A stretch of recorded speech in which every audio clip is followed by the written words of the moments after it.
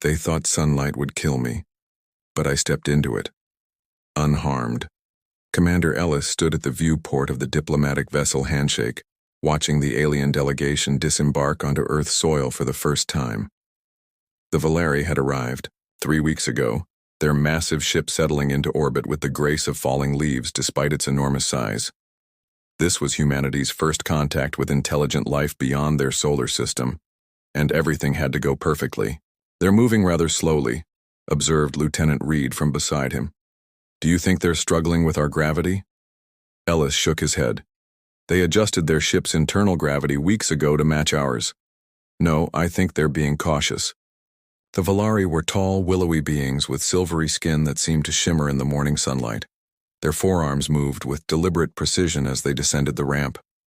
What passed for their faces, smooth surfaces with 3 vertical slits where eyes might be and a small horizontal opening that served as a mouth, turned in every direction, taking in the gathered human delegation. "Look at Ambassador Temple," Ellis said, nodding toward the human greeting party. "She seems perfectly at ease," Reed snorted. "That's because she spent the last 3 years preparing for this exact moment. The rest of us are just along for the ride."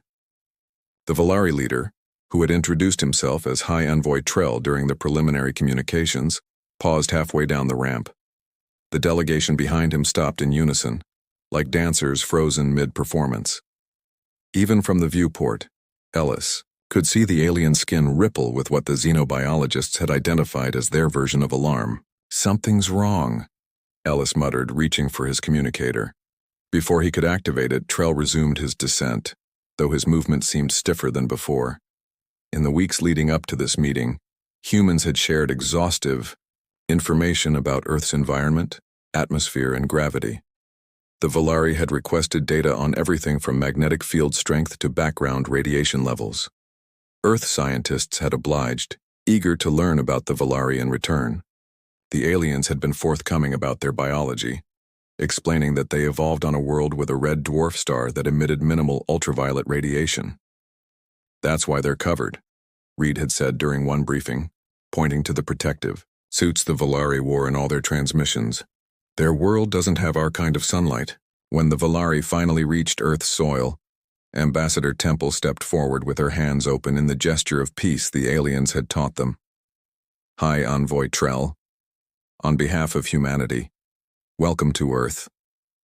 Trell mimicked the gesture with his upper set of arms. "The gratitude is ours, Ambassador Temple. Your world is most fascinating." Ellis watched the exchange with satisfaction. Months of careful planning were paying off. The location had been chosen specifically, a clearing surrounded by trees that would provide shade if the aliens needed it, despite their assurances that their protective suits would shield them from Earth's harsh sunlight. "Commander," Reed said suddenly, his voice tight, "look at Trell's suit." Ellis followed his gaze and felt his heart skip. The High Envoy's protective covering was beginning to retract, folding away from his silvery skin like petals opening. The other Valeri followed suit, their protective layers withdrawing to expose their bodies to Earth's direct sunlight. "What are they doing?" Reed hissed. "According to everything they told us, unfiltered sunlight should be harmful to them." Ellis grabbed his communicator. "Ambassador Temple, the Valeri are removing their protective gear. All our data indicates this could be dangerous for them." Through the viewport, he saw Temple's hand move to her earpiece. She listened, then turned back to Trell with visible concern. "High Envoy, our scientists are concerned about your exposure to our sun without protection. We were under the impression that—" Trell raised all 4 hands, the Valeri gesture for silence. "Your concern honors us, Ambassador, but it is unnecessary." His vertical eye slits widened, revealing iridescent orbs beneath. "We have studied your sun extensively from orbit. What your scientists could not know, what we ourselves did not anticipate, is that your solar radiation has a most unexpected effect on our biology." The Valeri's skin began to shimmer more intensely under the direct sunlight, taking on a golden hue that pulsed rhythmically. The effect spread through the entire delegation until they appeared to be a collection of living statues crafted from precious metals. "Rather than harm," Trell continued, Your sun provides us with energy we have never before experienced. Our world's star is old and dim. Yours is vibrant, powerful. Ambassador Temple recovered admirably from her surprise. I'm pleased to hear that, but I admit we're confused. Your communications indicated your species would find our sunlight dangerous. A reasonable assumption based on the data available. To you, Trell acknowledged. We ourselves expected discomfort at minimum. Instead we find... He paused, his voice resonating with what the humans would later learn was profound joy. We find renewal, strength, clarity of thought beyond anything our people have known in 10,000 years. The human delegation murmured, among themselves, and Ellis could see the scientists frantically taking notes and readings. It appears, Trell said, raising his voice to address all the humans present, that the evolutionary path our species took long ago prepared us for this moment, though we had no way of knowing it.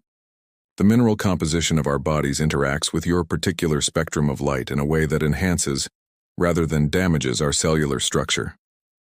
Temple smiled. Then this is indeed a fortunate first meeting between our peoples. More than fortunate, Trell replied. It may be destiny. Our historians speak of ancient times when our ancestors lived under a brighter star. We believed these to be myths. Now I wonder if they were memories. Ellis watched as the Valari spread their forearms wide, their bodies drinking in the sunlight, that human scientists had been certain would harm them. The sight was breathtaking. 12 alien beings transformed into living artwork by nothing more than Earth's ordinary morning sun. Commander Reed whispered, "Do you understand what this means for the Alliance?" Ellis nodded slowly.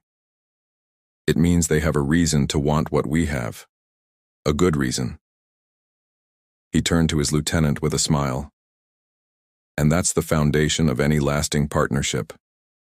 On the ground below, human and Valari representatives began to walk together toward the conference facility, the aliens' skin pulsing with golden light with every step they took under Earth's life-giving sun. The shock on the faces of the human delegation was unmistakable, but not nearly as profound as the wonder radiating from the visitors who had found, against all expectations, that the light of an unfamiliar star felt like coming home.